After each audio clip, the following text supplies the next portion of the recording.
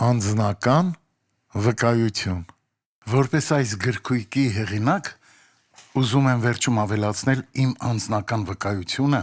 հուսալով, որ այն կարող է օգնել ինչ-որ մեկին։ Ես հրաշալի առանձնաշնորհում ունեցա հանդիպելու Տիրոջը վաղ երիտասարդության շրջանում և հնարավորին չափ հաճախ էի մասնակցում Եվրոպայում և ԱՄՆ-ում տեղի ունեցող պաշտամունքներին և քրիստոնեական կոնֆերանսներին։ 1949 թվականի Պենտեկոստեի օրից ի վեր տարբեր ամերիկացի քարոզիչներից և ավետարանիչներից հաճախ էի լսում Աստծո զորավոր գործերի մասին, որոնք գործվում էին քիչ առաջ հիշատակված Աստծո մարդու միջոցով։ 1955 թվականի օգոստոսին ես առաջին անգամ կարողացա մեկ շաբաթով մասնակցել անսահմանորեն օրհնված հավաքույթներին, որը Ուիլյամ Բրանհամն անցկացնում էր Գերմանիայի Կարլսրոյի քաղաքում։ Այդ հավաքույթները խորը տպավորություն թողեցին իմ ողջ հոգևոր կյանքի վրա։ 1958 թվականին Տեխասի Դալլաս քաղաքում տեղի ունեցավ միջազգային կոնֆերանս։ Հիշողությանս մեջ մնացել է որպես առանձնահատուկ գագաթնակետ։ Ցերեկային հավաքույթներին քարոզում էին տարբեր ավետարանիչներ, իսկ երեկոյան ծառայությունների ժամանակ գլխավորապես քարոզում էր Աստծո այդ խոնարհ մարդը։ Այն, ինչ ես տեսա այնտեղ և ԱՄՆ-ում ու Գերմանիայում նրա անցկացրած մյուս հավաքույթների ժամանակ, կարելի է համեմատել միայն մեր Տեր Հիսուս Քրիստոսի ծառայության հետ։ 1962 թվականի ապրիլի 2-ին, լուսաբացից քիչ առաջ, ես մի արտասովոր փորձառություն ունեցա, երբ Տերը լսելի, հստակ ձայնով ինձ հանձնարարություն տվեց։ Նույն տարվա դեկտեմբերի 3-ին Բրանհամ եղբայրը երկու վկաների ներկայությամբ հայտնությամբ կրկնեց ճիշտ այն խոսքերը, որ Տերն ինձ ասել էր։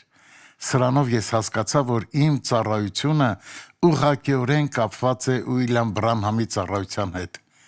20 տարուց ավելի Ասիայի և Աֆրիկայի երկրներում և մասամբ Արևելյան Եվրոպայում, ներառյալ Ռուսաստանը,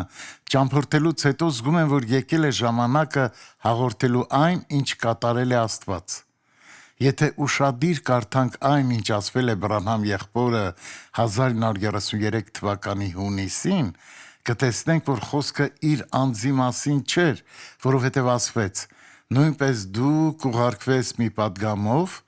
որը կպատրաստի Քրիստոսի երկրորդ գալուստը։ Աստված վերցրեց պատգամաբերին, բայց մեզ թողեց պատգամը։ Այդ պատգամը Աստծո խոստացված խոսքն է, այս ժամանակի համար հայտնությամբ տրված խոսքը։ Դա Արքայության ավետարանի մի մասն է։ Ավետարան, որ պետք է քարոզվի որպես վկայություն բոլոր ազգերին, Մատթեոս 24:14, Հայտնություն 14:6։ Լրիվ ավետարանն անշուշտ ներառում է նաև ժամանակների վերջի մարգարեական մասը։ Մենք հիմա մտնում ենք վերջին փուլը, որի ընթացքում Եբրայեցիս 13:8, Հովհաննես 14:12, Մարկոս 11:22-23 համարները և այլ սուրբգրային հատվածներ իրականություն կդառնան։ Բրանհամ եղբայրը նորից ու նորից վկայակոչում էր այս 3 համարները։ Նա իր ծառայության ընթացքում այս 3 համարների իրականացումը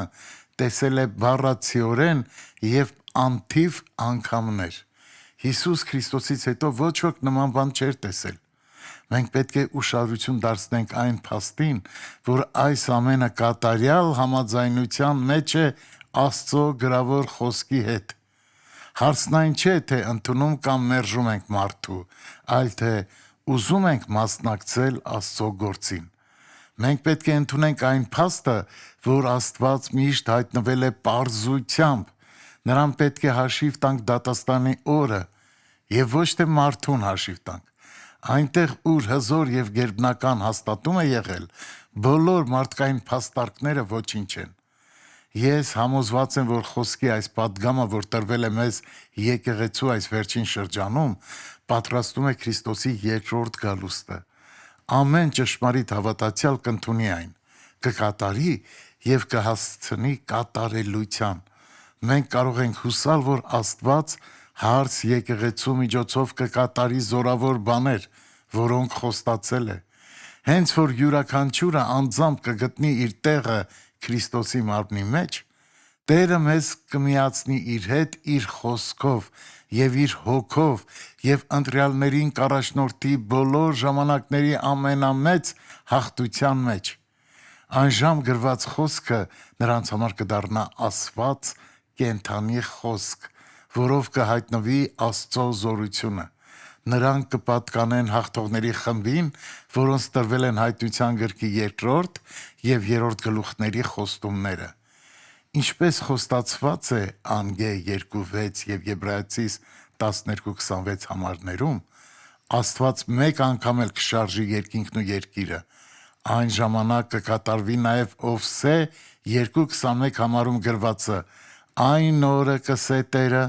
պատասխան պիտի տամ, ես երկինքներում պատասխան պիտի տամ ու անոնք երկրին պատասխան պիտի տան»։ Այն ժամանակ հավատացյալները կաղոթեն, ինչպես գրված է Զաքարիա 11 համարում. «Վերջին անձրևին ժամանակը, Տերոջմե անձրև խնդրեցեք»։ Ինչպես ասվեց, դա կլինի նորոգման ժամանակ, որը խոստացվել է Հիսուս Քրիստոսի գալուստից առաջ։ Գործք 3:19։ Եկել է հունցքի ժամը։ Հունցքի Տերը այսօր ասում է նույնը, ինչ ասել է իր աշակերտներին. հունցքը շատ է, բայց մշակները քիչ։ Արդ հունցքի Տիրոջ նախաճեցեք, որ իր հունցքի համար մշակներ ուղարկի։ Մատթեոս 9:37-38, որովհետև Տերն արդարությամբ մի կարճ ու համառոտ բան կանի, Տերը երկրի վրա մի վճռական բան կանի։ Հռոմեացիս 9:28։ Հայր մեր, որ երկնքում ես, սուրբ լինի քո անունը, քո արքայությունը գա, քո կամքը լինի ինչպես երկնքում, այնպես էլ երկրի վրա։ Մեր ամենօրվա հացը տուր մեզ այսօր, եւ թող մեզ մեր պարտքերը, ինչպես որ մենք ենք թողնում մեր պարտապաններին, եւ մեզ փորձության մի տանիր, այլ ազատիր մեզ չարից, որովհետև քոնն է թագավորությունը, զորությունն ու փառքը հավիտյանս։ Ամեն։